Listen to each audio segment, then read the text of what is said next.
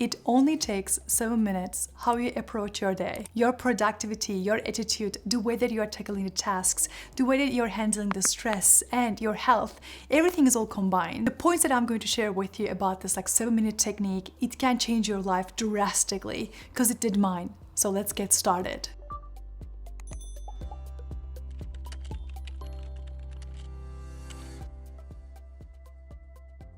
During my college years, when I was in the Harvard Business School, I had really big panic attacks because I had so much stuff to tackle with and I was getting so confused and lost.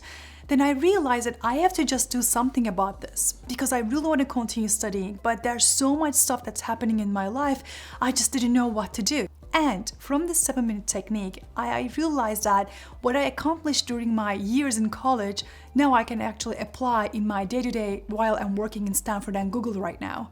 So what I'm going to do is I'm going to walk you through each one step by step and how I tackled them.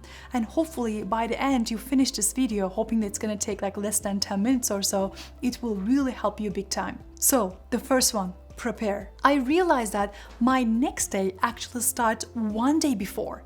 What I mean by that is for instance, let's say I really need to read something tomorrow, but I really need to plan one day before. What I mean by that is one day before I create my entire to-do list, entire tasks very clearly. But what I do is I start with the first task that I really don't want to do. So what I mean by that is I'm eating the frog in the first day early in the morning. Yeah, it might sound a little disgusting, but the task that I really want to do, I really want to make sure I'm finishing first, because if I drag it all the way to the evening, it just creates stress in my mind. It just occupies that space in my mind as well. So I plan my day one day before, step by step, prioritize what's important for me, and I put the tasks that I really don't want to do. So preparation is the key, but when you prepare, if you put the things that you don't want to do first, you're gonna realize that the day goes really fast and you can accomplish a lot of things in one day. The other thing that I do is 2-minute clear your mind session. You might think that this is just a meditation, but for me, it's totally different. So I don't have any sages or I don't have any really cool yoga music playing around. It's actually pure silence. I realize that having a clear silence and my eyes are open and not thinking anything, that 2 minutes really helps me reset my day in the morning. I usually wake up around 4:20 or 4:30 a.m. because when I wake up early in the morning, I realize that it's very silent. The city is very silent. There's no one making a noise. Maybe a refrigerator noise in your living room, but I just go outside, sit just outside in front of my house and just listen the birds and the silence. Then I realized that if I just give only 2 minutes to myself, everything just resets. Most people just don't do it. They just wake up and the first thing that they do is, of course, just picking up your phone. They just go to the Instagram, scrolling through all what people have been posted, as if they missed something.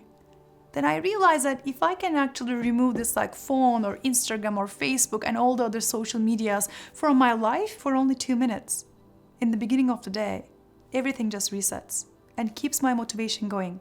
Then I go back to my tasks and I start with eating the frog. The other one is actually breathing, but breathing not during the silent moment or the meditation time.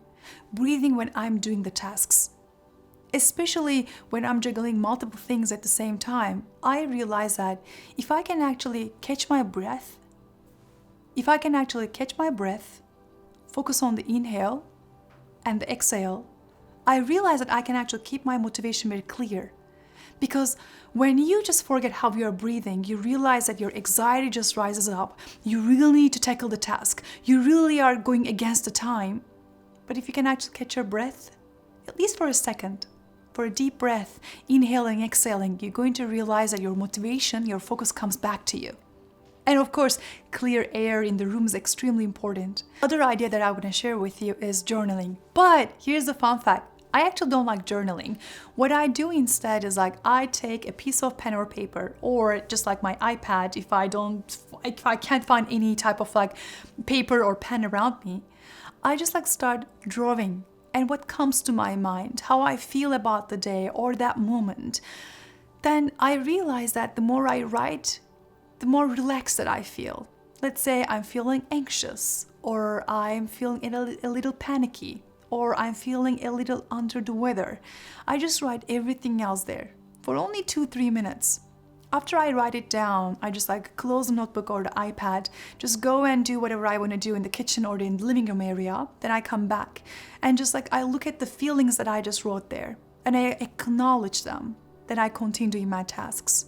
It's about like listening to yourself, listening how you're feeling at the moment, but not giving up. You might be feeling super depressed or like super anxious and you just don't want to do that task, especially making you depressed at that moment. The second you give up, that stress is going to cripple inside you. What I do instead is like I acknowledge my feelings, but I continue doing the tasks. And at the end of the day, I reward myself. I reward myself with a nice cup of coffee because I love drinking coffee during the evening time. Most people might not handle that, but I really enjoy doing it. Or I just go outside and play with my dogs. It's really worth giving the shot to identify your feelings and understanding how you're feeling at that moment, because it will keep you very focused and motivated. Doing a quick workout is also another tip that I want to share with you. I love doing cardio and I really do use like cycling every single day because it really drains like a negative energy in my mind. When I finish it, I really feel amazing. But sometimes I don't have the energy to do the cycling. I really want to do the things that I just want to walk and simple and basic. But I make sure that I'm definitely allocating a small piece of time for workout because I realize that if I just go outside for a quick 5-minute walk, your mind is going to get cleared. But during that 5-minute walk, I just don't think anything else. Simple walk, acknowledging the birds and the trees and the wind and just looking around, saying hello to my neighbors with the mask on, of course, because we are still in the midst of the pandemic. But as I mentioned, having a quick working out session for yourself, it will really help you big time. It doesn't have to be like a heavy cardio, or you don't need to go to the Barry's boot camp, but small walking can really reset your day. The other tip that I want to share with you is debrief, but debrief to yourself. When you finish your day, at the end of the day, when you're just writing all the tasks that you really need to do for the next day, debriefing how your day went, how you felt, what are the tasks you accomplished, and acknowledging your accomplishments. Because like sometimes we realize that, oh, I run these errands and the next day I need to run these other errands as well. But just focusing on the simple tasks, acknowledging what you accomplished, looking at your to-do list, maybe you just wrote it down to a post-it and saying that, wow, I really accomplished big time. Because once you accomplish it, you're going to realize that you're motivating yourself over and over again. If you don't appreciate small things that we are accomplishing during the day, an errand, let's say you went to Costco to buy a couple things, or did a small cleaning in your house, still it's a task. You spend a big time on the things that you're supposed to do that day. And at the end of the day, debriefing really helped me big time, and I highly recommend you simple debriefing and then moving on to your tasks as well. Before I go to bed though, one of the other things that I really do is like 1-minute meditation. But that meditation doesn't lead to a sleep, because if it leads to a sleep, then I don't think it's that much of a meditation. So what I do is like I close my eyes and then I do like a small simple 1-minute meditation. I use a Headspace app for this one. Some people like to use like a Calm application, but I really like the Headspace app because that's how I started and I still continue doing it every single day. You're going to realize that this 1-minute headspace for yourself is really going to reset your day, and when you're just closing the chapter of that day, you will be feeling refreshed. Other two things, I actually combine them together: talking to your friend and drinking water. I realized that during the day I'm doing all the other things that I'm supposed to do, but I totally forgot to drink the water. And I'm actually not talking to somebody else because I'm so busy doing all these errands. Especially working from home, it's a big challenge. We have to do multiple things. We have families, we have kids running around, and we have all these other tasks like being a mom or a dad. So I realized that if I can actually allocate myself like a half an hour to talk to a friend and also drink water during that time, it's extremely important. So again, these like 7 tips that I really want to share with you, they really changed my life. You might think that these are very simple and you can easily do that, but most people actually don't do it. they don't breathe, they don't acknowledge how they are breathing. They only do and they don't stop, and they don't realize how much they accomplished. Again, if you do any of these like tips and see any changes, please write down in the comments below. Or if you have any type of like tips that you really do every single day like a habit, and you are gaining a really good momentum on your motivation and you're increasing your focus, please write them down below. I would love to learn from you as well. And if it's your first time coming to my channel, don't forget to check out my other videos in here too. I look forward to seeing you on my next video. Bye for now.